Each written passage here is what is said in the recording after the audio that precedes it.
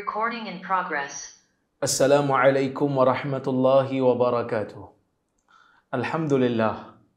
Nahmaduhu wa nasta'inuhu wa nastaghfiruh. Wa na'udzu billahi min syururi anfusina wa min sayyiati a'malina. Man yahdihillahu fala mudilla lahu wa man yudlil fala hadiya lahu. Ashhadu an la ilaha illallah wahdahu la syarika lahu wa ashhadu anna Muhammadan 'abduhu wa rasuluh. Allahumma salli wa sallim ala Muhammad wa ala alihi wa sahbihi ajma'in. Ya ayyuhalladzina amanu taqullaha haqqa tuqatih wa la tamutunna illa wa antum muslimun. Ya ayyuhan nasu taqu rabbakumul ladzi khalaqakum min nafsin wahidah wa khalaqa minha zawjaha wa batha minhuma rijalan katsiran wa nisaa'a. Wattaqullaha alladzi tasaaluna bihi wal arham. Innallaha kana 'alaikum raqiba. Ya ayyuhalladzina amanu taqullaha wa qulu qawlan sadida yuslih lakum a'malakum wa yaghfir lakum dhunubakum wa man yuti'illaha wa rasulahu faqad faza fawzan 'azima. Fa inna asdaqal hadithi kitabullah wa khairal hadi hadi Muhammad wa syarral umuri muhdatsatuha wa kullu muhdatsatin bid'ah wa kullu bid'atin dhalalah. Amma ba'd. Muslimin dan muslimat yang dirahmati oleh Allah Subhanahu wa taala sekalian. Alhamdulillah, pada petang ini kita dapat bersama-sama berhimpun dalam kuliah Zoom ini untuk kita sambung balik perbincangan kita menggunakan buku Nihayatul Alam ataupun dalam bahasa Melayunya Pengakhiran bagi Alam ini, yang membicarakan berkenaan dengan tanda-tanda kiamat kecil dan tanda-tanda kiamat besar. Kita masih lagi berada pada bahagian tanda-tanda kiamat yang kecil. Dan insya-Allah kita nak sambung pada bab yang ke-74, iaitu kathratul zilzal ataupun kathratul zalazil, banyak berlakunya gempa bumi. Yang mana kita semua tahu Allah Azza wa Jalla menciptakan dunia ini penuh dengan musibah pada sebahagian manusia yang tidak berbeza dengan manusia yang lain. Setiap daripada manusia akan mengalami musibah. Cuma jenis musibah itu mungkin berbeza-beza. Dan di antara musibah yang Allah Subhanahu wa taala jadikan sebagai petanda kiamat ialah banyaknya berlaku gempa bumi sebagai petanda kepada hamba-Nya bahawasanya dunia itu sudah hampir sampai ke pengakhirannya. Oleh kerana itulah para ulama meletakkan tanda kiamat yang kecil ialah banyaknya berlaku gempa bumi sebagai satu isyarat bahawasanya bumi ini dah sampai ke pengakhirnya, dah sampai ke penghujungnya. Jadi dia dah tak stabil lagi dah. Ya. Dan gempa bumi ini boleh jadi ia menjadi satu penyebab kepada Allah Azza wa Jalla ingin angkat darjat bagi orang-orang yang beriman yang terkena dengan musibah ini. Boleh jadi juga ia menjadi satu bencana kepada mereka yang melakukan maksiat kepada Allah Azza wa Jalla dan sering melupakan perintah Allah, terutamanya di akhir-akhir zaman apabila maksiat itu tidak terkawal dan berleluasa. Jadi dua sebab, dua punca. Bila Allah Azza wa Jalla turunkan musibah yang merosakkan harta benda manusia dan mematikan mungkin ramai di kalangan yang terlibat, maka kita mesti menganggap bencana yang turun ini Allah Azza wa Jalla ingin mengangkat darjat orang yang beriman yang terkena musibah tersebut, dan Allah Azza wa Jalla mungkin ingin menyucikan dosa-dosa orang yang beriman yang terkena musibah tersebut, ataupun Allah Azza wa Jalla ingin mengambil tindakan kepada mereka yang melakukan maksiat dan tidak mahu berubah, tidak mahu menjadi baik walaupun setelah mereka diberikan peringatan. Jadi sebab itu bila berlaku saja musibah, berlaku saja gempa bumi, berlaku saja ribut taufan, berlaku saja tsunami, berlaku apa saja musibah seperti banjir dan sebagainya, kita jangan jadi orang yang menghukum seolah-olah kita mendapat wahyu daripada Allah. Kerana tidak ada wahyu yang mengatakan musibah di akhir zaman ni sebab dia ataupun faktor dia secara spesifik yang ni. Sebab kadang-kadang saya melihat sebahagian daripada ahli-ahli ilmu, asatizah, kadang-kadang bila bercakap seolah-olah pasti betul banjir yang berlaku adalah disebabkan oleh kerana maksiat yang berlaku. Seolah-olah macam pasti. Kita kata mungkin, dan ia sebagai satu peringatan. Saya lebih suka apabila berlakunya musibah yang menjadikan sebahagian manusia duka cita disebabkan ada nyawa yang terkorban. Dan nyawa yang terkorban itu ialah kerabat mereka. Lebih baik kita bukakan pintu pengharapan kepada mereka supaya mereka kembali kepada agama. Ada beza di antara ayat yang kita sebutkan, padan muka, ni bala bencana terhadap engkau, dengan ayat yang kita gunakan, Allah Azza wa Jalla ingin memberikan peringatan. Mujur kita masih hidup, ayo, peluang yang ada, kita kembali kepada agama. Ayat yang kedua ini lebih lunak, dan ayat yang kedua ini lebih membuka pintu untuk orang kembali kepada kebaikan. Saya suka ayat yang kedua tadi. Berbanding ayat yang pertama, lebih kepada menghukum dan menutup pintu daripada orang untuk kembali dan insaf. Menginsafi diri dan meninggalkan dosa. Bahkan kita menutup pintu untuk dikembali kepada agama dengan mengatakan, aku ni layak untuk dibinasakan kerana aku banyak dosa. Sedangkan pintu taubat itu sentiasa terbuka selagi mana nyawanya masih ada. Baik, kita balik kepada isu, iaitu banyak berlaku gempa bumi merupakan tanda kiamat. Kata Syekh, wal muradu bi kathratiz zalazil qabla qiyamis sa'ah syumuluha wa dawamuha wa hiya imma rahmatun bil ummah wa takfirun lis-sayyi'at lima warada kama jaa an Abi Musa al-Ash'ari radhiyallahu anhu anna Rasulullah sallallahu alaihi wasallam qala ummati ummatun marhumah la 'adzaba 'alaiha fil akhirah ja'alallahu 'adzabaha fid dunya al-qatl waz-zalazil wal fitan. Hadis ini merupakan riwayat Ahmad, ya, dengan sanad yang disahihkan oleh sebahagian ulama semisal Al-Hakim. Yang bermaksud, Syekh kata wal murad bi kasratiz zalazil, yang dimaksudkan dengan gempa bumi yang banyak itu qabla qiyamis sa'ah, sebelum munculnya kiamat, syumuluha wa dawamuha, maksudnya gempa bumi itu berlaku banyak dan berterusan. Bukan seperti mana dia berlaku sekali-sekala, 5 tahun sekali, 6 tahun sekali. Dekat-dekat nak kiamat nanti dia akan berlaku banyak dan sentiasa berulang-ulang. Nak bagi tahu pada kita, dunia ni dah tak stabil dah. Bumi hampir nak hancur dah. Maka sebab tu dia bergoncang, dia bergoyang. Wahia, dan perkara yang berlaku ini, kata Syekh, imma rahmatun bil ummah. Boleh jadi Allah Azza wa Jalla turunkan gempa bumi ini sebagai satu rahmat kepada umat, wa takfirun lisayyi'at, dan boleh jadi untuk menyucikan dosa-dosa. Orang yang melakukan dosa, orang mukmin yang melakukan dosa, Allah Ta'ala turunkan bencana sebagai satu penyucian kepada dosa mereka jika mereka sabar. 5 warad, kerana telah datang di dalam hadis Nabi sallallahu alaihi wasallam yang menunjukkan bahawasanya mana-mana musibah yang terkena kepada manusia yang beriman dan dia sabar, itu adalah penyebab yang Allah Azza wa Jalla akan jadikan sebagai penyucian kepada dosa-dosanya yang dilakukan sebelum daripada itu dengan syarat dia sabar. Ya. Kama jaa an Abi Musa al-Ash'ari radhiyallahu anhu, seperti mana hadis tersebut datang dalam riwayat Abu Musa al-Ash'ari, yang mana Rasulullah sallallahu alaihi wasallam diriwayatkan sebagai berkata, maka Nabi sallallahu alaihi wasallam bersabda dalam sebuah hadis riwayat Imam Ahmad dengan Al-Imam Al-Hakim. Al-Imam Al-Hakim juga meriwayatkan hadis yang sama.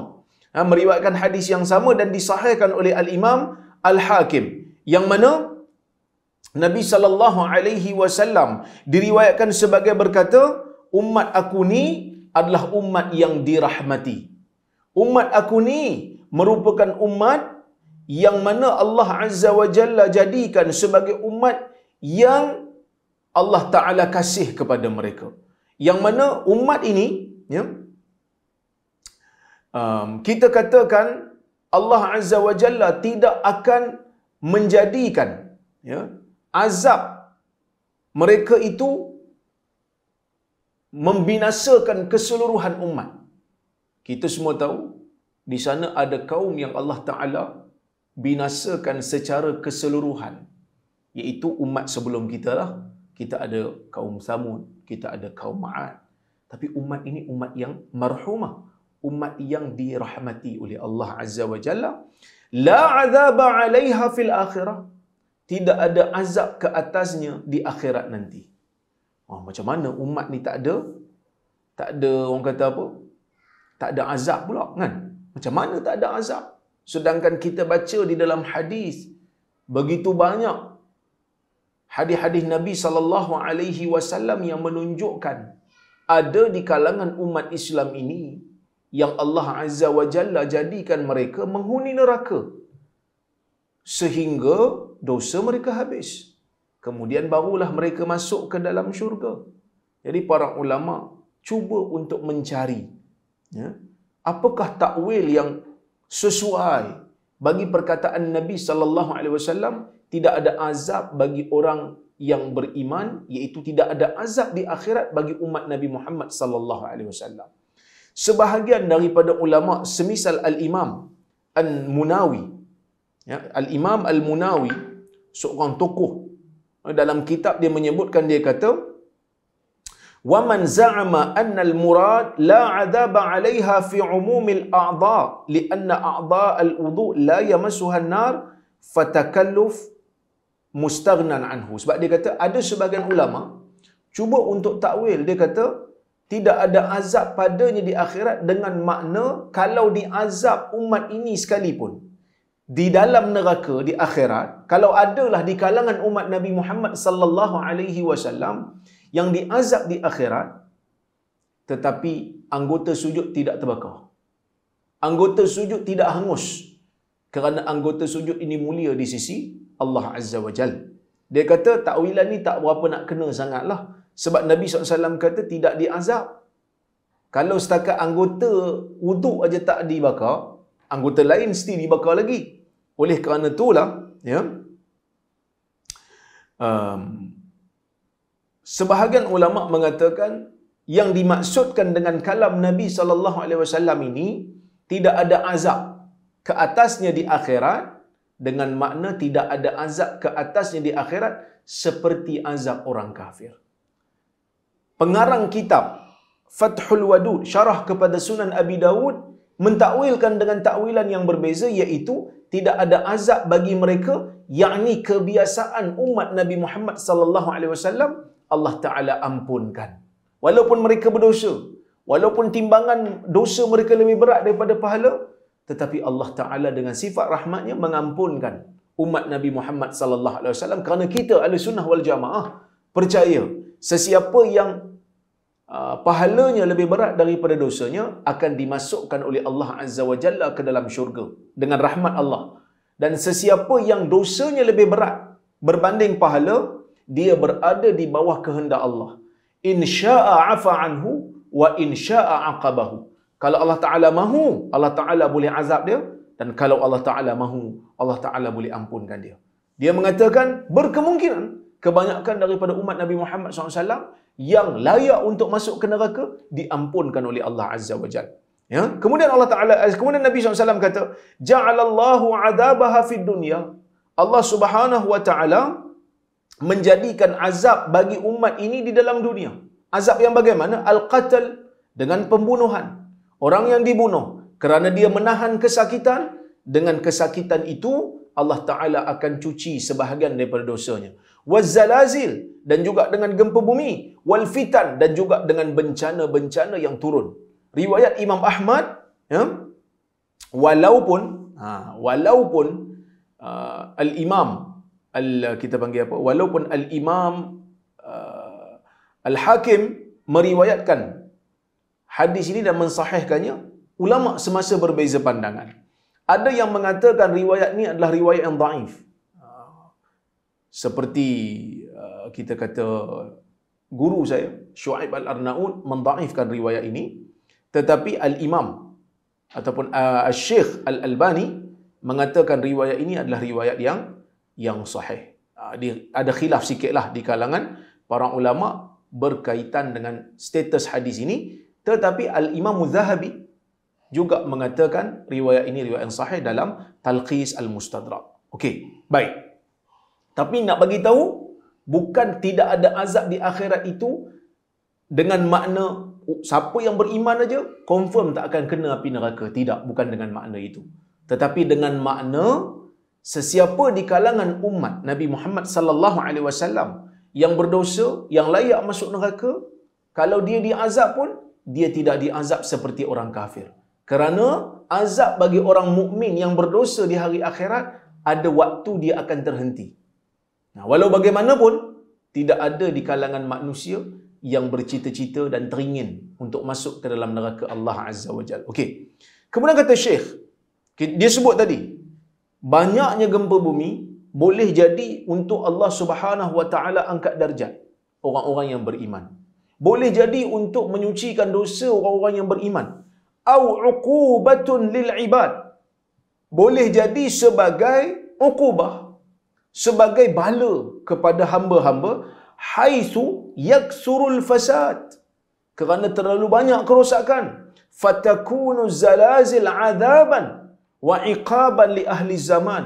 Jadi gempa bumi yang banyak berlaku tu sebagai satu azab dan sebagai satu bala bencana bagi orang yang hidup di zaman tu di mana maksiat terlalu banyak berlaku dan mereka tidak melaksanakan tanggungjawab amar ma'ruf dan nahi munkar. Fa'an Abi Hurairah radhiyallahu anhu anna Rasulullah sallallahu Fa'an Abi Hurairah radhiyallahu anhu anna an-nabiy sallallahu alaihi wasallam qala la taqumu sa'a hatta yuqbadul ilm wa taksurul zalazil. Atau kama qala, hadis riwayat Imam Al-Bukhari yang bermaksud tidak akan, kata Nabi sallallahu alaihi wasallam daripada Abu Hurairah, dia riwayat daripada Nabi sallallahu alaihi wasallam, Nabi mengatakan tidak akan berlakunya kiamat, tidak akan bangkitnya hari kiamat sehingga ilmu itu ditarik, ilmu itu dicabut dengan kematian pembawa ilmu, dengan kematian ulama, dan sehinggalah taksuruz zalazil, sehingga banyaknya gempa bumi. Ini disebutkan dalam hadis riwayat Al-Imam Al-Bukhari dengan sanad yang sahih secara sepakat. Kemudian Al-Imam Al-Syekh Syekh Arifi, Muhammad Al-Arifi membawakan satu lagi riwayat. Membawakan satu lagi riwayat Abu Dawud. Katanya, wa an Abdullah ibn Hiwalah al-Azdi radhiyallahu anhu anna Rasulullah sallallahu alaihi wasallam qala, ya ibn Hiwalah, idza ra'aita al-khilafah qad nazalatil ardal muqaddasah faqad danatil zalazil wal balabil wal umur al-'idham was sa'ah yawma idzin aqrab minan nas min yadi hadhi min ra'sik. Yang bermaksud, wahai daripada Abdullah bin Hawalah Al-Azdi, sesungguhnya Rasulullah SAW menyebutkan, wahai anak Hawalah, apabila kamu melihat khilafah, apabila kamu melihat pemerintahan umat Islam sudah berada, sudah turun di tanah muqaddasah, di tanah yang disucikan. Maksud tanah yang disucikan ni kita panggil sebagai Baitul Maqdis lah. Yang mana Baitul Maqdis pada ketika itu masih lagi belum dikuasai oleh Nabi sallallahu alaihi wasallam. Kita semua tahu dalam peristiwa Umar memerintah, barulah Baitul Maqdis itu berjaya dibuka semula oleh Umar, oleh orang Islam. Yang mana pada zaman Nabi sallallahu alaihi wasallam, yang mana pada zaman Nabi sallallahu alaihi wasallam Baitul Maqdis itu dikuasai oleh Rom. Maka Nabi SAW kata, wahai Ibnu Hawalah, apabila kamu melihat khalifah telah turun di Al-Muqaddasah, di Baitul Maqdis, maka dia kata akan banyak berlakunya bencana, akan banyak berlakunya balabil. Akan banyak berlakunya balabil. Balabil ni benda yang menggusarkan, benda yang menduka citakan. Wal umuril 'idham, dan banyak berlakunya perkara-perkara besar. Pada waktu itulah kata Nabi sallallahu alaihi wasallam, kiamat telah pun hampir untuk berlaku. Pada waktu di mana gempa bumi banyak, orang makin susah hati, makin duka cita. Pada waktu itu juga berlaku perkara-perkara yang besar yang menggeparkan dunia. Maka pada waktu itu Nabi SAW kata, kiamat telah makin hampir. Kiamat telah makin hampir. Kemudian, kita tengok bab yang berikutnya. Kasratun nisa wa qillatur rijal. Hadisnya kita dah baca dah sebelum ini. Banyaknya golongan wanita dan sedikitnya golongan lelaki.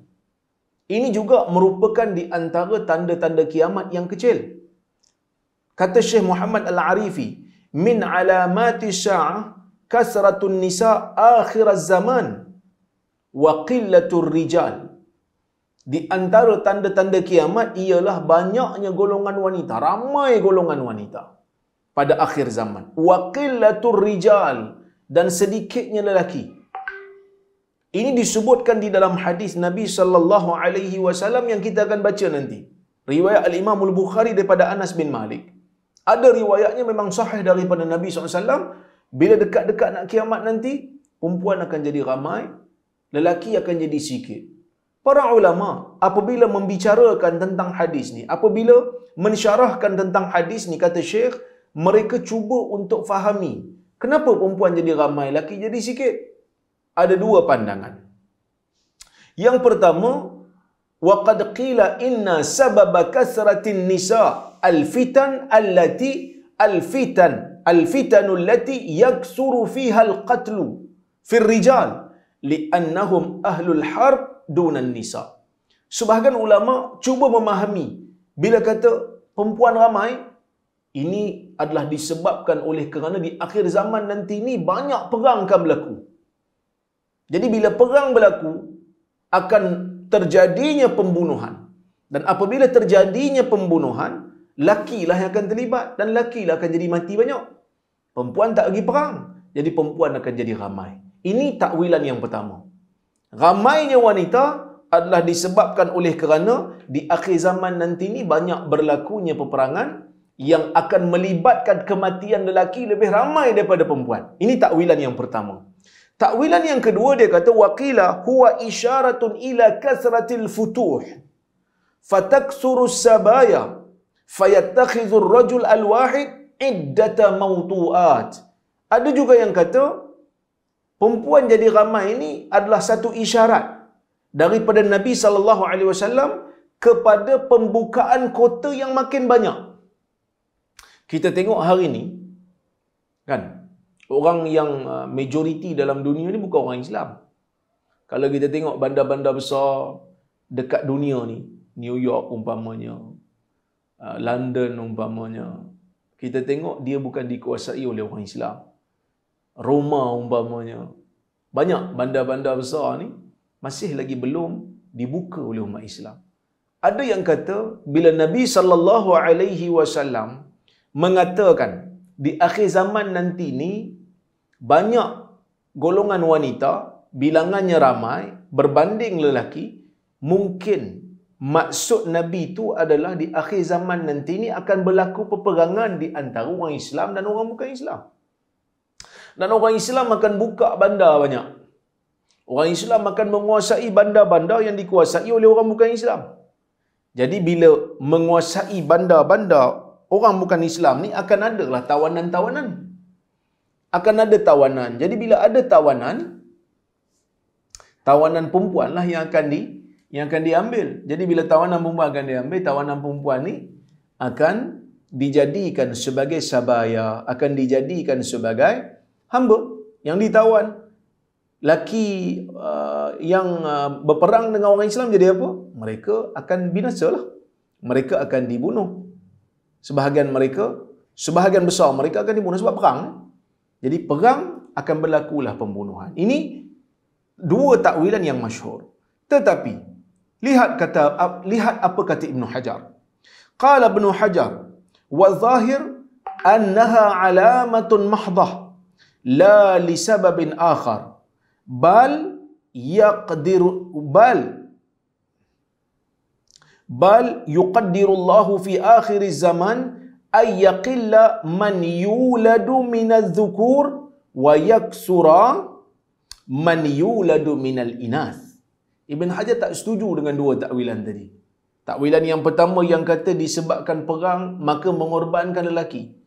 Takwilan kedua kata ramainya perempuan tu disebabkan oleh kerana tawanan perempuan yang ramai daripada kalangan orang yang berperang dengan orang Islam dan orang Islam berjaya membuka bandar. Ibn Hajar kata dia tak apa setuju. Secara isyarat dia sebut tak direct. Dia kata apa? Dia kata yang zahirnya daripada hadis ni ia adalah semata-mata petanda. Bukan disebabkan benda lain. Maksud tadi dua takwilan tadi dia kata perempuan jadi ramai adalah disebabkan faktor lain. Asalnya bilangan seimbang, tapi oleh kerana ada faktor lain, maka perempuan jadi ramai secara tiba-tiba. Asalnya seimbang, bila perang banyak berlaku, laki mati, perempuan jadi ramai. Asalnya seimbang, tapi bila banyak pembukaan kota, maka ramai perempuan yang menjadi hamba-hamba tawanan orang Islam pada ketika itu tiba-tiba jadi ramai. Ibn Hajar tak bersetuju. Ibn Hajar kata ini adalah betul-betul petanda, bukan disebabkan benda lain, bukan disebabkan faktor lain perempuan jadi ramai. Memang petanda betul. Bahkan Allah Azza wa Jalla mentakdirkan di akhir zaman akan sedikit bayi yang dilahirkan daripada jantina lelaki dan akan ramai bayi yang dilahirkan daripada jantina perempuan. Hari ini tuan-tuan, kalau tuan-tuan tengok di dalam saya duk tengok jugalah, ya. Saya duk tengok jugalah, kita panggil apa? Rate bilangan lelaki dan perempuan di zaman ni nampak macam seimbang lagi. Nampak macam seimbang lagi. Tapi masanya akan berlaku di mana perempuan jadi terlalu ramai sehingga di dalam hadis Nabi sallallahu alaihi wasallam disebutkan seorang lelaki akan menguruskan 50 orang perempuan. Kita akan tengok hadisnya. Okey. Hadisnya an Anas ibni Malik radhiyallahu anhu anna Rasulullah sallallahu alaihi wasallam qala la taqumu sa'ah aw qala inna min asyrati sa'ah ay yurfa'al 'ilm wa yadhharal jahl wa yushrabul khamr wa yafshu az-zina wa yadhhabu ar-rijal wa yabqa an-nisa hatta yakuna li 50 imra'atan qayyimun wahid wa fi riwayatin yadhhar az-zina wa yaqilla ar-rijal wa yakthura an-nisa. Hadis riwayat Bukhari dan Muslim yang bermaksud daripada Anas bin Malik radhiyallahu anhu, Rasulullah sallallahu alaihi wasallam bersabda, tidak akan terjadinya kiamat sehingga tidak akan terjadinya kiamat, ataupun dalam riwayat ini disebut di antara tanda-tanda kiamat ialah ilmu diangkat. Kita dah bincang dah sebelum ni, ilmu yang diangkat tu maksudnya Allah Azza wa Jalla matikan ulama sehingga tidak ada pengganti. Ya, itu tanda yang pertama. Wa yadhharal jahl, bila ulama meninggal dunia tidak ada pengganti. Yang menjadi pengganti ulama ialah orang jahil. Orang yang jahil diangkat seperti ulama. Orang yang membaca hadis palsu diangkat seperti wali-wali Tuhan. Ini dah berlaku dah, kan? Kemudian wa yushrabal khamru, banyak orang minum arak. Bahkan di dalam riwayat yang lain disebut arak tu dipanggil bukan dengan namanya. Hari ini orang panggil arak tu arak. Nanti akan muncul, bahkan di zaman sekarang pun ada nama-nama yang kita pun tak tahu. Arak rupanya, kan? Macam-macam nama. Orang minum dengan biasa, tak rasa berdosa. Wa yafshu az-zina, zina berleluasa. Wa yadhhabu ar-rijal, orang lelaki akan tak ada. Orang lelaki akan pergi. Wa yabqa an-nisa, akan kekal perempuan. Mungkin dengan lafaz inilah takwilan yang pertama tu berlaku. Bila Nabi SAW kata wa yadhhabu ar-rijal, orang lelaki pergi, orang perempuan kekal. Maksudnya pergi itu asal ada. Tapi kenapa Ibn Hajar tak setuju dengan takwilan ni? Kerana ada jalur lain daripada riwayat Al-Imam Al-Bukhari dengan hadis yang sama, jalur lain yang mana Nabi kata wa yaqillar rijal wa yaksuran nisa. Ya, banyak sikit orang lelaki dan banyak orang perempuan. Maksudnya betul-betul dia adalah petanda di akhir zaman Allah Taala akan jadi kelahiran perempuan tu lebih dahsyat ramainya. Ya? Hatta yakuna li 50 imra'ah qayyimun wahid, sehingga seorang lelaki diuruskan oleh 50 orang perempuan. Okey? Baik. Tapi Syekh kata, dia kata waman ta'ammala al-yawm fi nisabi wiladati adh-dhukur wal inas fil alam umuman wa ta'ammal fi al-ihsa'at al-mu'tamada dawliyan fi 'adad ar-rijal binisbati lin-nisa 'alima anna hadhihi al-'alama dhahirah fi zamanina hadha. Dia kata sesiapa yang melihat kepada bancian-bancian seluruh dunia, dia akan tahu. Dia kata tanda ini telah pun muncul. Tapi saya tengok bancian semasa sekarang ini, ya, nampak macam seimbang lah, ya, nampak macam seimbang. Wallahu a'lam. Kalau kita tengok kat sini, dia kata sekarang ini pada tahun 2020 lah bancian dibuat 102 lelaki bersamaan dengan 100 perempuan. Jadi kita nampak macam lebih kurang seimbang lah. Ada yang kata juga 105 lelaki berbanding 100 perempuan. Nampak macam kita panggil apa? Laki lebih ramai lah. Ada yang kata pada 2021, ada yang kata 101.68 lelaki berbanding 100 perempuan. Mungkin petanda tu belum lagi muncul secara konsisten. InsyaAllah dia, bukan kata insyaAllah, pasti, kerana hadis ni sahih, pastinya benda ni akan datang. Perempuan akan jadi lebih ramai. Tapi bila? Wallahu alam, kita tak tahu. Kita disuruh untuk mengetahui dan bersedia dan berjaga-jaga. Bersedia dengan amalan kita. Bukan disuruh untuk mencari-cari dan meneka-neka. Kalau benda tu terzahir di depan kita dan kita kata.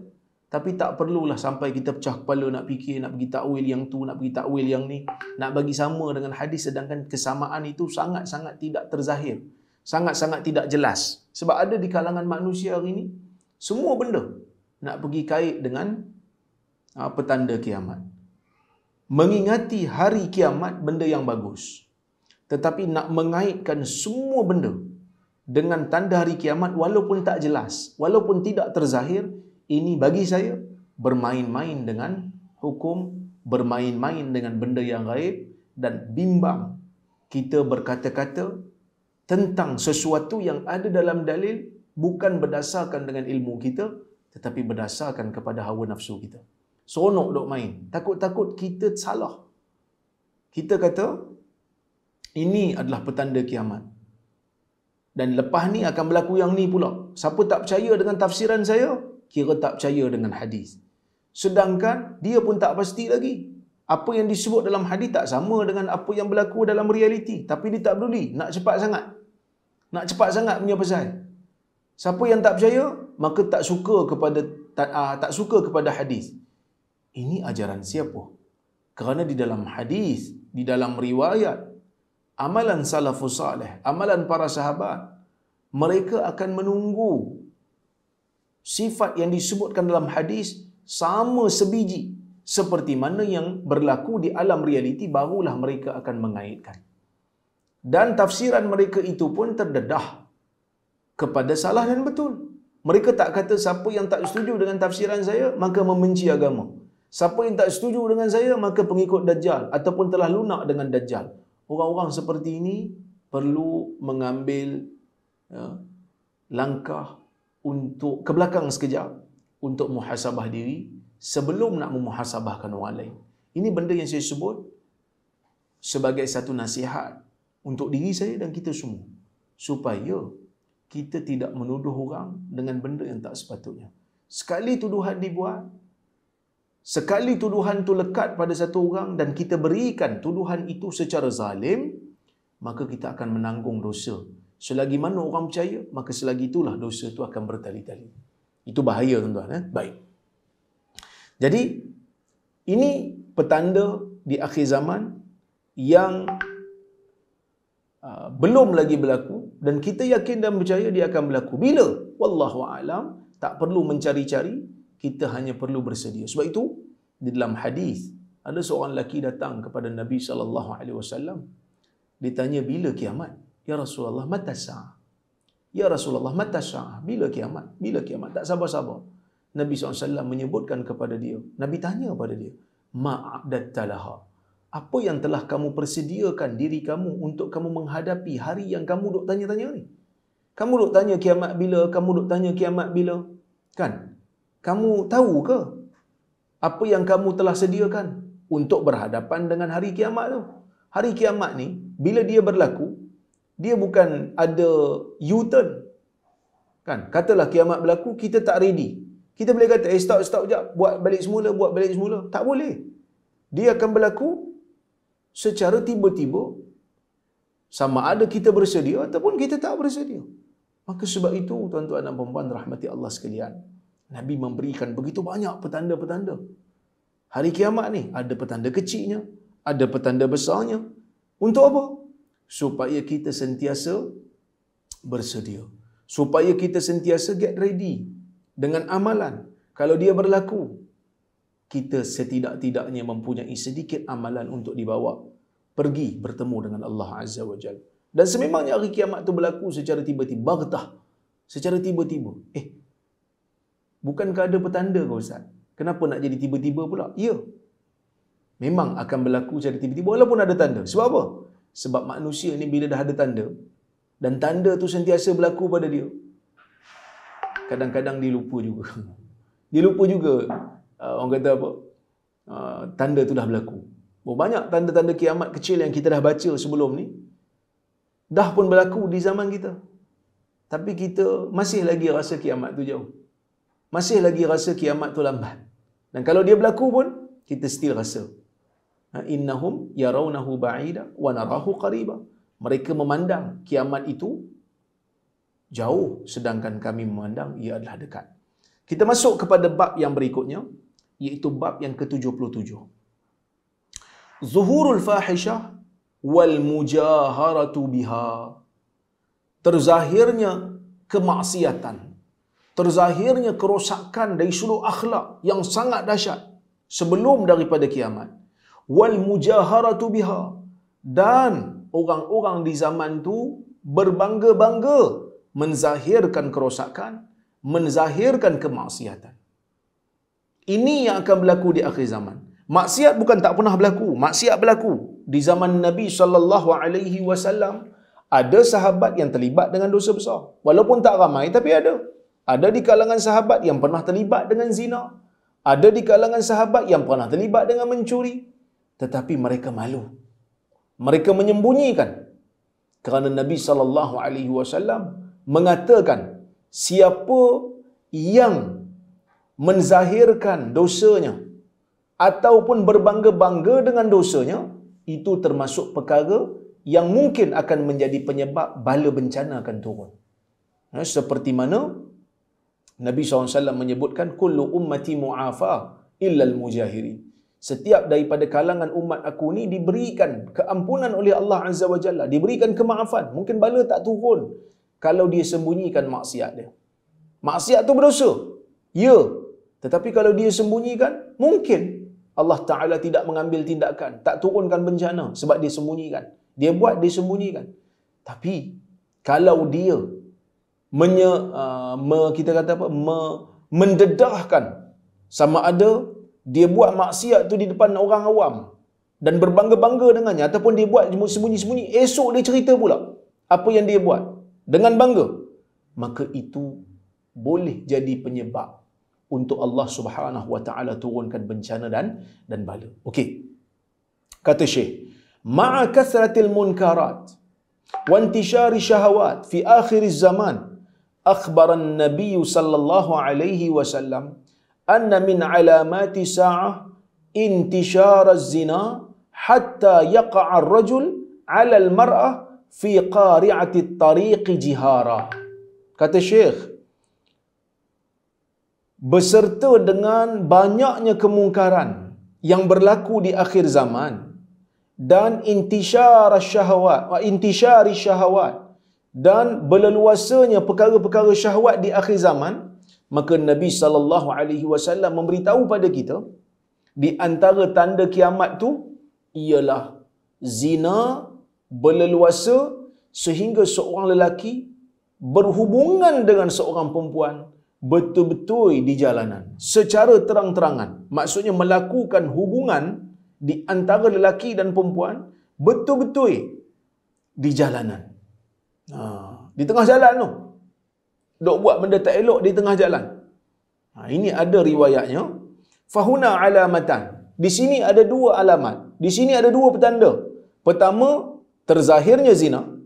Yang kedua, berleluasanya zina dan merebaknya zina. Berleluasa zina dan merebak zina telah pun berlaku. Dan itu adalah tanda kiamat. Yang kedua, bukan hanya merebak dan banyak berlaku, tetapi berlaku secara terang-terangan. Wal mujaharah bil fahishah wa adamul ikhtifa ibiha. Mujaharah bil fahishah, mendedahkan kemaksiatan, mendedahkan zina dan tak bersembunyi-bersembunyi lagi. Ya, tak ada bersembunyi-bersembunyi lagi. Okey. Syekh ada bawa satu riwayat, tetapi riwayat itu kita tengok tak berapa nak sahih. Cuma riwayat yang sahih ialah riwayat yang kita baca tadi, yang mana Nabi SAW sebut, inna min asyrati sa'ah ayyurfa'al ilm wa yadhharal jahl wa yushrabal khamru wa yafshu zina. Di antara tanda kiamat itu ialah diangkat ilmu, kejahilan berleluasa, arak diminum dan zina berleluasa. Dalam riwayat lain disebut wa yadhharaz zina, zina menjadi terzahir. Dalam riwayat ini disebut terzahirnya zina, bukan hanya sekadar zina tu berleluasa, tapi terzahir. Jadi di sana ada riwayat, saya teringat ada satu riwayat yang mana riwayat ni saya pernah baca dulu dan saya ingat riwayat ni riwayat yang hasan daripada Nabi SAW. Sekejap saya carikan untuk tuan-tuan. Tiba-tiba teringat hadis tersebut. Oleh kerana riwayat yang Syekh bawa ni tak berapa sahih. Sekejap saya carikan.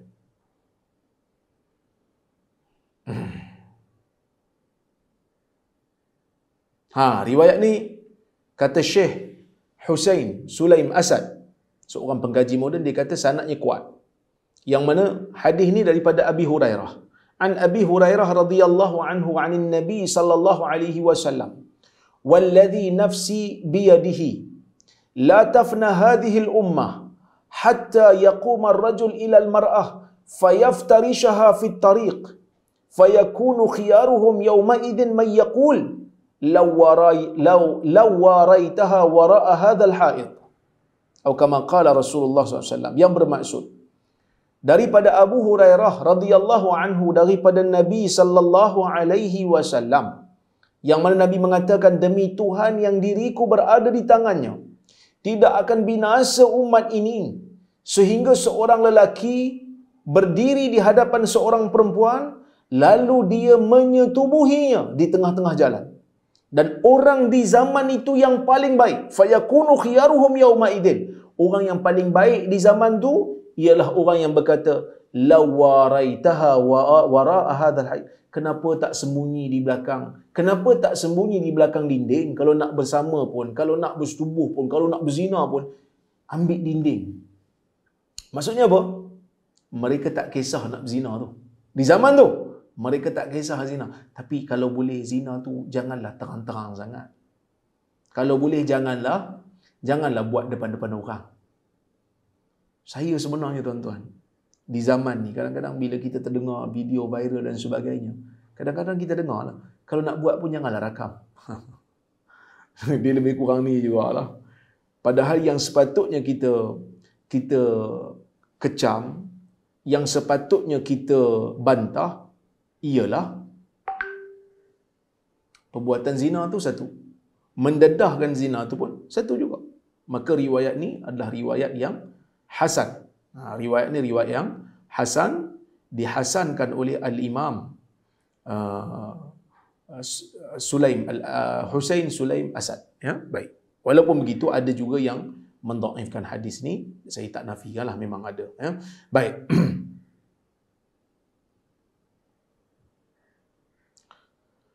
Itu yang akan berlaku di akhir zaman. Orang tak ada perasaan malu lagi dah. Tapi Syekh ada bawa riwayat daripada Hakim lagi panjang. Cuma riwayat ni Syekh Albani kata dhaif jiddan, terlalu dhaif. Bahkan Az-Zahabi juga mengatakan ia adalah riwayat yang mungkar. Dia lebih kurang sama macam riwayat yang kita baca tadi, tapi dia panjang sikit. Tak apalah, saya baca kan supaya kita sama-sama dengar, tapi riwayat ini tak sahih. Riwayat ini terlalu dhaif. Fa'an Abi Hurairah radhiyallahu anhu anna Rasulullah SAW qala la taqumu sa'ah hatta la yabqa ala wajhil ard ahadun lillahi fihi hajah wa hatta tujadal mar'ah naharan jiharan tunkahu wasatat tariq la yunkiru dhalika ahad wa la yughayyiruhu fayakunu amthaluhum yawma idzin alladhi yaqul law nahaytaha 'anit tariq fadhaka fihim mathalu Abi Bakar wa Umar fikum. Maksudnya apa? Maksudnya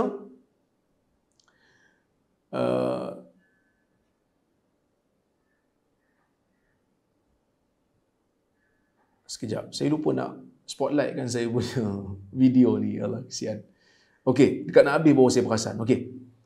Tidak akan bangkitnya kiamat sehingga tidak ada lagi di atas muka dunia ini seseorang yang Allah Subhanahu wa taala mempunyai hajat padanya. Maksudnya Allah Taala tak ada dah perlu pada manusia ni apa. Allah Taala tak pandang dah manusia ni.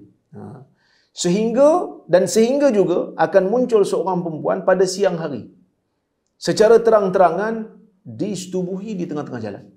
Tak ada siapa pun yang nak mengingkari perbuatan tu, tak ada siapa pun nak bantah, dan tak ada siapa pun yang nak pergi cegah. Dan orang yang paling baik pada zaman tu ialah orang yang kata kalau boleh ketepikan daripada jalan. Pada waktu tu orang ini yang cakap macam ni ialah orang seperti Abu Bakar dan Umar di sisi kamu. So paling baiklah. Yang lain semua enjoy dengan apa ni perbuatan zina yang dilakukan secara terang-terangan. Kan? Riwayat ni riwayat yang tidak sahih.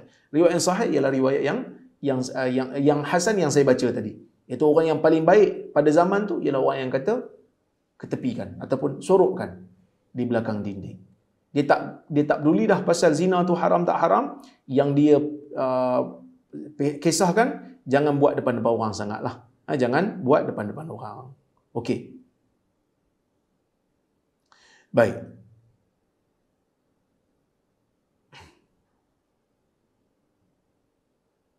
Kemudian Syekh kata, wa hatani al-alamatani zahiratani fi zamanina. Dia kata, dua petanda ini telah pun zahir di zaman kita. Min khilali ma yubassu fi ba'd al-qanawat al-fadaiyah min fadaih wa suwarun khali'ah aw ma yunsharu 'ala al-internet min suwarin wa maqati'a video tastahyi al-'ain al-mu'minah min an-nadhari ilaiha. Dia kata dua tanda ni telah pun zahir di zaman kita daripada apa yang telah disebarkan di channel-channel secara media, yang mana begitu banyak gambar-gambar yang tidak senonoh, dia kata, ataupun yang disebarkan di atas internet daripada gambar-gambar dan potongan-potongan video yang mata orang beriman rasa malu nak tengok. Syekh kata yang Nabi maksudkan bersetubuh di tengah jalan tu bukan semestinya tengah-tengah jalan saja, tetapi ia ditunjuk pada orang. Boleh jadi bukan tengah jalan, buat dalam rumah, tapi disebarkan, dirakam dan disebarkan sehingga kan orang tepi jalan boleh beli je. Apa yang sepatutnya disembunyikan, apa yang orang zaman dulu malu nak tunjuk, hari ini telah pun berbangga-bangga dengan apa yang mereka lakukan. Itu Syekh kata. Maksudnya dia beratkan makna hadis ni dengan makna bukan semesti berzina di tengah jalan, tetapi penzinaan itu mungkin berlaku di tempat yang tersembunyi, tetapi dirakam, disebarkan, sama ada di internet ataupun dijual di tepi-tepi jalan untuk dibeli. Kan?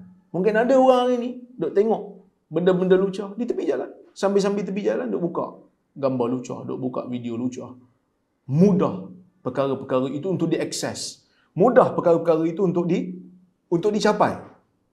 dengan hanya menggunakan internet yang ada pada zaman ini, dengan hanya menonton filem-filem yang ada disebarkan di televisyen, di rangkaian televisyen yang ada pada hari ini. Kadang-kadang kita pun tengok susah juga di zaman ni untuk kita sebagai ibu bapa nak mengawal. Sebab kita kawal mungkin di dalam rumah kita, tetapi di luar rumah kita, kita tak boleh kawal. Kita boleh kawal di ruang tamu TV kita, tapi di dalam bilik anak kita, kita tak boleh kawal. Jadi sebab itu, hanya keimanan saja yang boleh menghalang anak-anak kita ni daripada terlibat dengan benda-benda yang seperti ini. Untuk melihat benda-benda yang tak elok ni. Berikan didikan keimanan kepada mereka. Berikan mereka rasa takut untuk melihat perkara-perkara ini walaupun dalam keadaan mereka bersendirian.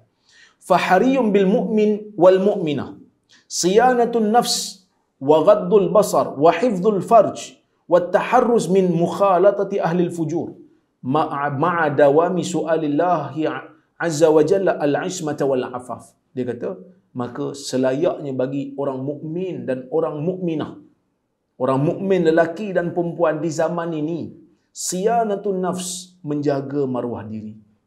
Pada zaman ini, zaman di mana nak mencari maksiat terbuka itu sangat mudah. Nak melakukan maksiat terbuka itu sangat senang. Maka dia kata, sepatutnya bagi orang mukmin lelaki dan perempuan itu menjaga maruah dirinya. Wa ghaddul basar, menundukkan pandangannya. Kan? Kalau terlihat, tundukkan pandangan. Sambil beristighfar kepada Allah Azza wa Jalla. Wa hifdzul farj, dan menjaga kemaluan masing-masing. Ya, menjaga kemaluan masing-masing. Wa taharruz min mukhalatati ahli al-fujur, dan menjauhkan diri daripada, berjaga-jaga, jauhkan diri, asingkan diri daripada bercampur dengan orang-orang jahat. Macam mana kita nak tahu dia orang jahat? Bila mana kebanyakan kehidupan dia berada pada maksiat pada Allah, maka kita jangan campur dengan dia. Sebab apa? Sebab takut-takut kita terjebak sekali. Manusia ni tuan-tuan akan tertarik dengan benda-benda maksiat kerana itu nafsu dia. Jadi kalau kita mula-mula mungkin kita boleh tahan. Kita kata saya duduk dengan dia sebab saya nak dakwah. Kan? Tapi dah 5-6 hari duduk. Duduk hari-hari duduk tengok. Takut-takut terjebak sekali. Ya. Takut-takut kita pula yang bagi cadangan. Kan? Kita pula yang jadi mandor. Kita pula yang jadi ketua. Tak mau lah. Ma'adawami su'alillahi azza wa jalla al-ismata wal afaf. Setelah kita jaga diri, setelah kita tundukkan pandangan, setelah kita menjaga kemaluan, jauhkan diri daripada bercampur dengan orang-orang yang melakukan kekotoran maksiat ni, kita doalah kepada Allah Azza wa Jal supaya Allah Subhanahu wa taala menjaga diri kita, menjaga maruah kita daripada benda-benda yang tak elok. Kerana hidup di akhir zaman ni betul-betul menjadikan diri kita berada dalam situasi yang sukar. Ya, berada dalam situasi yang perlukan pengorbanan yang besar. Okey. Kita masuk pada bab yang berikutnya, iaitu bab yang ke-78, akhdhul ujrah ala qiraatil Quran. Mengambil upah membaca Al-Quran. Okey, kita tengok. Qiraatul Quran ibadatun wa qurbah. Bacaan Quran ni ibadah, dan bacaan Quran ni boleh mendekatkan diri pada Tuhan. Betul lah. Quran ni kalamullah yang disuruh untuk kita baca. Baca Quran untuk mendapatkan ilmu. Baca Quran untuk mendapatkan manfaat dari sudut keinsafan dan ilmu yang Allah Ta'ala bagi kat kita. Wal aslu annal ibadat la tusraf li talabid dunya. Asalnya ibadat ni tak dialihkan daripada matlamatnya yang asal, iaitu mendekatkan diri pada Allah. Tak boleh kita ubah untuk mencapai ataupun untuk mencari dunia. Wa innama lil akhirah. Tetapi ibadat ni sebenarnya untuk akhirat. Ibtigha'an liwajhillahi ta'ala. Kerana kita ingin mendapatkan keredaan Allah. Itu asal. Sesiapa yang Allah Subhanahu wa taala bagi kat dia kemahiran untuk membaca Quran, bukan semua orang dapat. Tapi ada orang yang Allah Ta'ala bagi. Kemahiran baca Quran sedap. Orang suka dia baca Quran. Itu rezeki dan kurnia daripada Allah Azza wa Jal. Dan patutnya dia jadikan itu sebagai modal untuk dia ajak orang kembali pada Quran, minat bacaan Quran. Tapi di akhir zaman apa jadi? Wa min alamati sa'ah annahu sayaji'u aqwamun yaqra'una al-Quran wa yuhassinuna aswatahum fi majalisil 'aza' wal munasabat liyakhudhu 'ala dhalika amwala. Tapi di antara tanda kiamat ialah akan datang satu kaum yang mana mereka membaca Al-Quran, memperbaiki suara mereka fi majalisil 'aza' wal munasabat, baca di tempat-tempat majlis takziah, majlis-majlis besar, untuk mendapat harta daripada bacaan mereka itu. Di sini timbul satu persoalan. Bukankah kita dibenarkan untuk mengambil upah atas pengajaran agama yang kita buat? Hari ini ustaz-ustaz pergi mengajar kat masjid, pergi mengajar kat surau, orang bagi sagu hati, sampul, dia ambil. Benda tu boleh kita katakan kebanyakan ulama' mutaakhirin, kebanyakan ulama' yang terkemudian membenarkan supaya tidak terhentinya pengajaran agama. Sebab kalau kita tak benarkan, ustaz-ustaz ni tak dan nak mengajar, dia akan pergi meniaga. Siapa nak mengajar kat masjid? Maka ulama' yang terkemudian benarkan berdasarkan kepada hadis inna ahaqqa ma aqadtum alaihi ajra kitabullah. Kitabullah. Sesungguhnya perkara yang paling berhak untuk kamu ambil bayaran daripadanya adalah kitab Allah. Tetapi bayaran itu bukan sebagai tujuan utama. Sebaliknya ia adalah sebagai sampingan sahaja. Tujuan utama yang patut ada dalam diri orang-orang yang menyampaikan ajaran kitab Allah dan sunnah Nabi SAW ialah untuk menjadikan manusia beramal dengan kitab dan sunnah. Tetapi yang ni ialah di mana datangnya satu zaman manusia dah tak peduli dah pasal dakwah.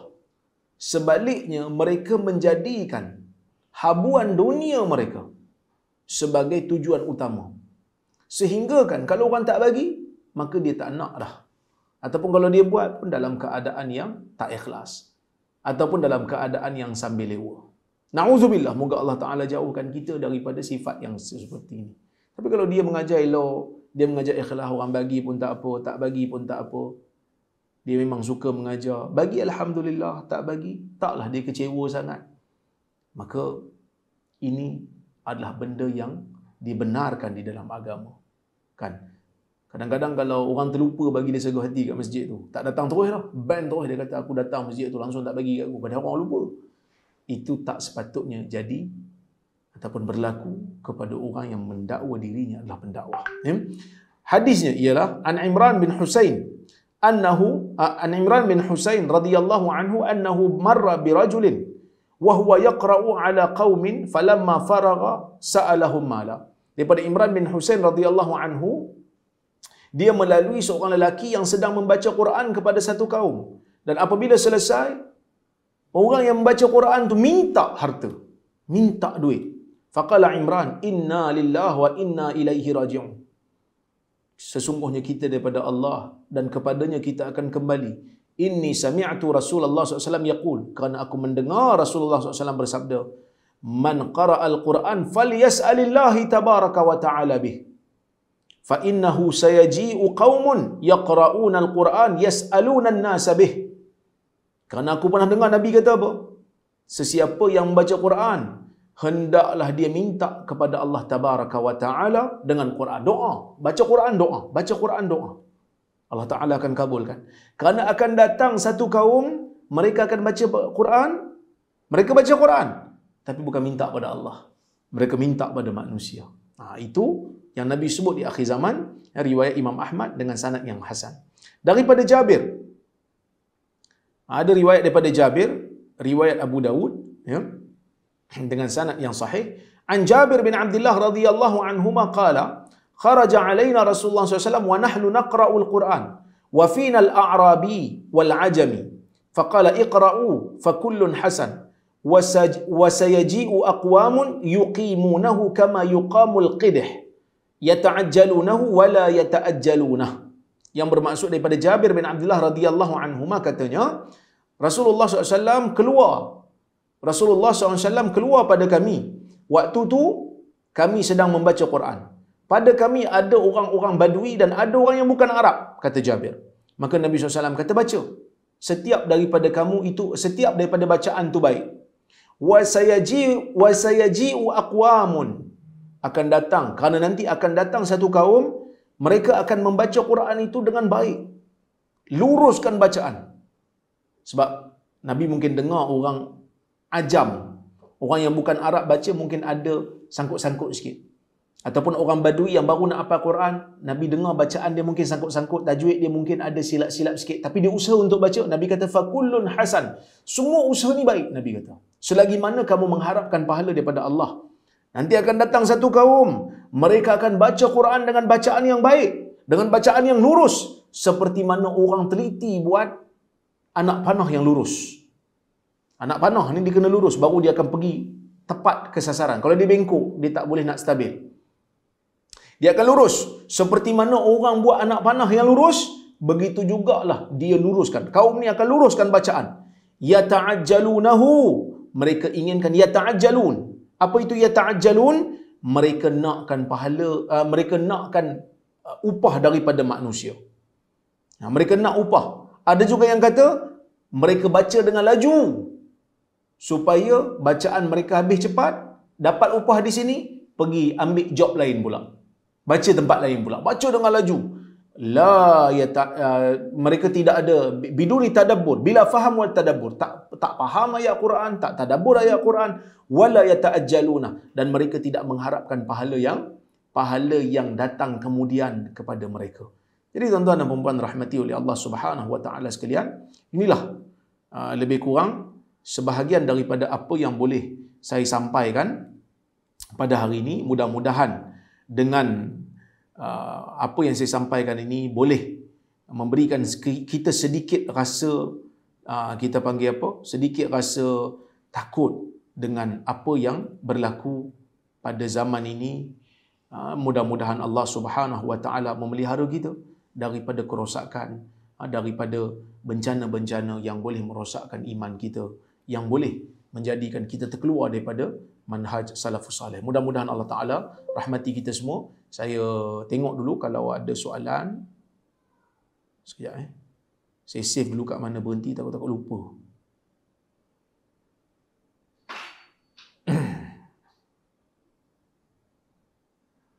Salam audio timbul tenggelam, Prof. Syafiq kata audio timbul tenggelam. Tapi ada yang kata okey. Okey. Itu mungkin lain di tempat yang pendengar kot ya.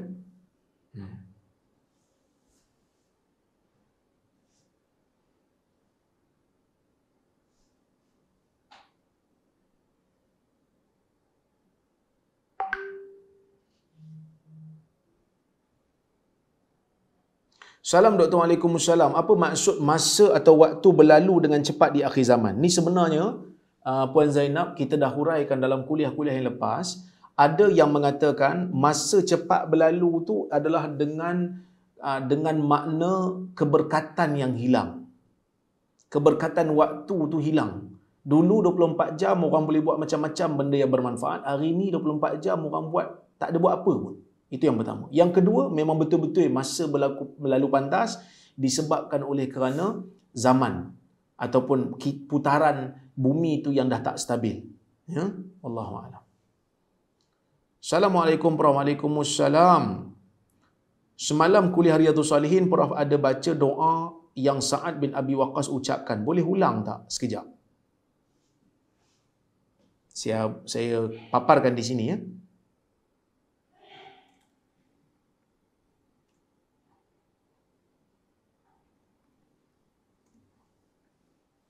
Siapa yang ni boleh print screen?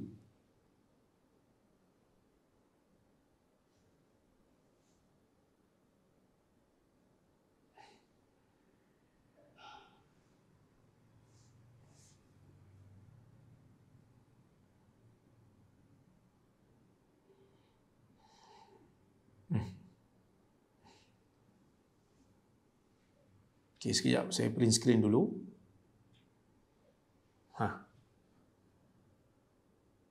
Okey. Ni.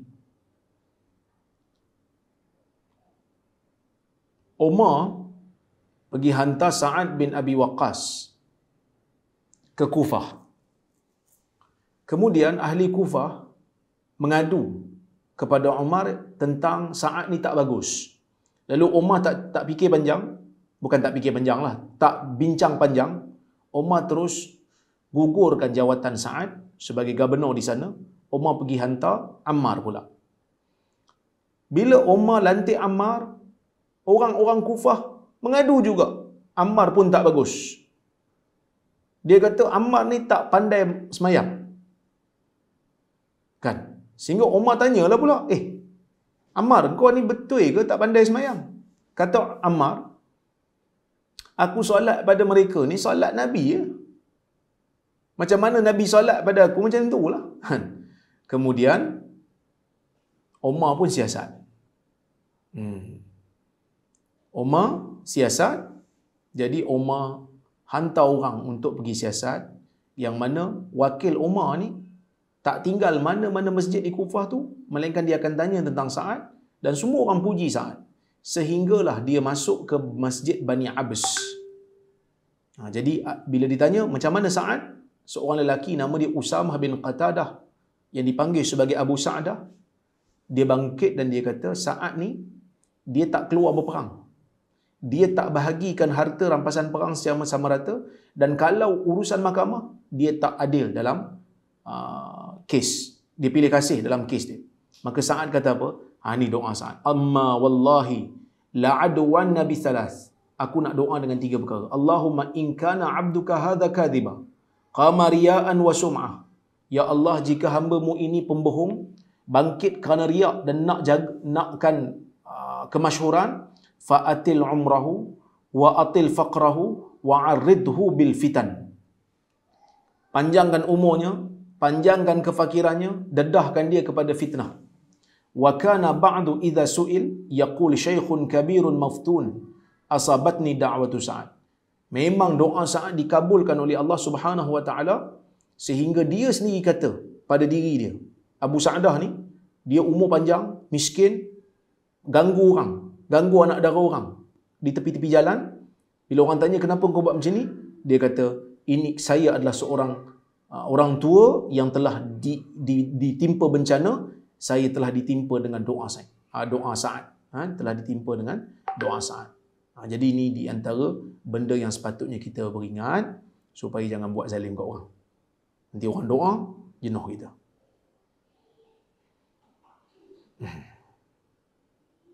Okey.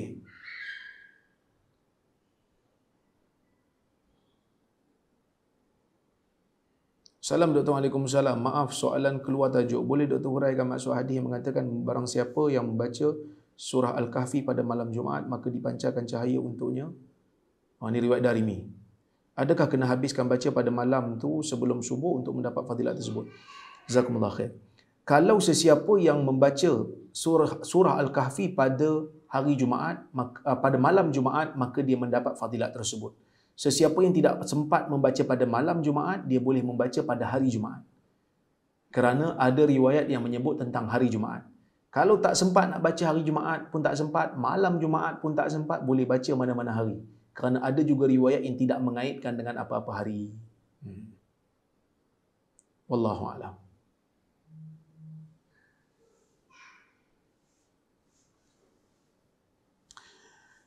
Assalamualaikum warahmatullahi wabarakatuh. Maaf soalan lain daripada tajuk kuliah hari ini. Apa yang dimaksudkan dengan sunnah khulafa' ar-rasyidin, dan adakah sunnah atau hadis Nabi lebih perlu kita utamakan daripada sunnah khulafa' ar-rasyidin? Sebagai contoh Nabi kata fa'alaikum bisunnati wa sunnatil khulafa' ar-rasyidin. Pertama sekali sunnah Nabi SAW lebih utama. Kerana itu adalah asal. Sebab itu Nabi kata fa'alaikum bisunnati. Kamu kena pegang sunnah aku. Wa sunnatil khulafa' ar-rasyidin al-mahdiyyin min ba'di. Dan kena pegang sunnah khulafa' ar-rasyidin yang diberi hidayah. Sunnah khulafa' ar-rasyidin ialah metodologi mereka dalam memahami agama. Kerana mereka itu telah diberi hidayah oleh Allah, pemerintahan mereka adalah pemerintahan yang terbaik, maka cara mereka, metodologi mereka beragama, kita perlu pegang. Kerana mereka ini tidak suka kepada bid'ah. Selepas daripada zaman mereka munculnya bid'ah yang pelbagai. Munculnya Khawarij, munculnya Qadariyah, munculnya Murji'ah, munculnya Mu'tazilah. Itu bukan metodologi beragama Khulafa' Rashidin. Khulafa' Rashidin ialah metodologi Ahli Sunnah wal Jamaah. Sebab itu kita panggil Ahli Sunnah wal Jamaah. Jamaah tu jama'atul sahabah wa tabi'in. Jamaah itu ialah golongan majoriti di zaman sahabat dan golongan majoriti di zaman salafus salih.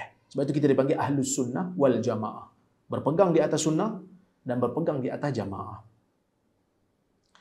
Assalamualaikum warahmatullahi wabarakatuh. Apakah amalan terbaik untuk bulan Ramadan dan 10 malam terakhir? Bulan Ramadan ni perbanyakkan apa saja amal saleh. Pertama, puasa Ramadan, kemudian qiyam Ramadan, kemudian menjadi pemurah, terutamanya belanja orang berbuka puasa. Jadi bila belanja orang buka puasa, kita akan dapat pahala. Man fattara sa'iman kana lahu mislu ajrih atau kama qala. Siapa yang belanja orang berbuka puasa, maka dia akan dapat pahala sama seperti orang puasa tersebut. Maksudnya kalau kita belanja seorang, dapat pahala macam kita puasa juga. So kalau kita puasa, kita dapat satu lagi puasa, pahala puasa. Tapi riwayat ini dhaif. Cuma para ulama menggunakan riwayat ini dalam Fadailul Amal kerana Ibn Abbas menyebutkan Nabi menjadi pemurah lebih dahsyat bila masuk bulan Ramadan. Kemudian banyak lagi sunat-sunat Ramadan, bersahur, melewatkan sahur, menyegerakan waktu berbuka bila maghrib dah masuk, berbuka dengan air tamar dan sebagainya. Dan bila banyak baca Quran, tadarus Quran kena banyak, kemudian 10 hari terakhir Nabi akan jadi lebih dahsyat lagi. Nabi akan menghidupkan malam, Nabi akan bila masuk 10 terakhir malam Ramadan, Nabi akan ketatkan ikatan kainnya, menunjukkan sebagai satu isyarat tidak ada lagi masa untuk bersama dengan isteri sehingga masuknya Syawal. Hidupkan malam. Tidur sedikit pada waktu malam, banyakkan hidupkan malam dengan iktikaf, dengan bacaan Quran, dengan salat.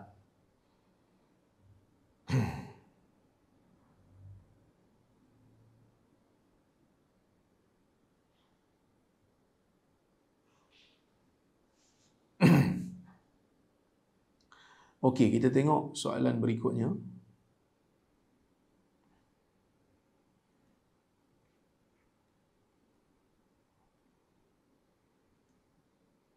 Ni ada satu lagi soalan, jap saya tengok dulu.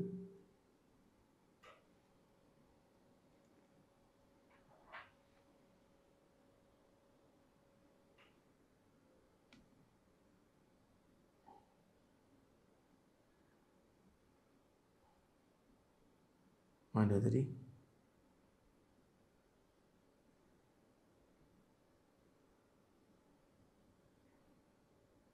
Okey, ni ada satu soalan. Menarik tak ni?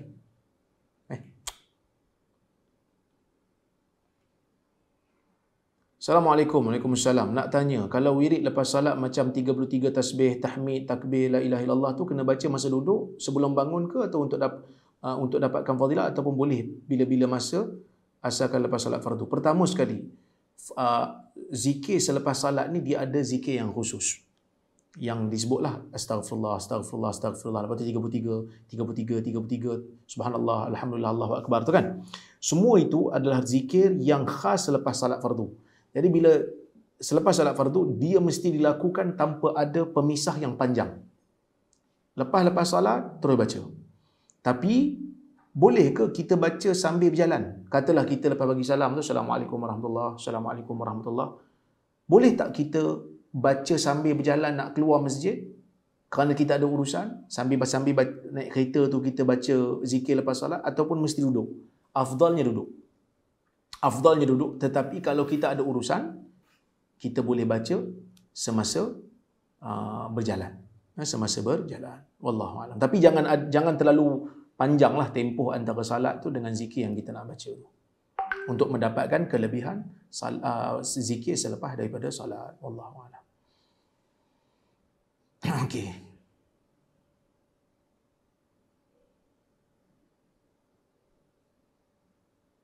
Tapi kalau waktu panjang pun, kalau kita nak baca, dia termasuk juga dalam zikir yang ada fadilat kerana kita muji Tuhan, cuma tak dapat zikir khusus. Ya, zikir khusus untuk selepas salat itulah. Wallahu a'lam. Okey, terima kasih banyak pada semua. Terima kasih kepada Nur Islam Academy yang menganjurkan kuliah pada hari ini. Saya ucapkan terima kasih banyak kepada semua yang hadir juga. Saya tak sangka ramai juga yang ada pada petang ni kan. Terima kasih pada PMT. Ya, depan saya ni ada geng PMT. Rajin depa ni, masya-Allah. Tuan-tuan kena banyak infak pada depa ni. Sebab saya selalu tumpang rumah depa ni kan. Dia orang ada rumah yang menjadi studio dia orang. Saya tumpang dalam perjalanan nak ke Perlis ni. Insya-Allah kita bantu mereka dari sudut gerak kerja dakwah. InsyaAllah kita jumpa di lain masa. Aku qauli hadza wa astaghfirullahal azim li wa lakum. Assalamualaikum warahmatullahi wabarakatuh.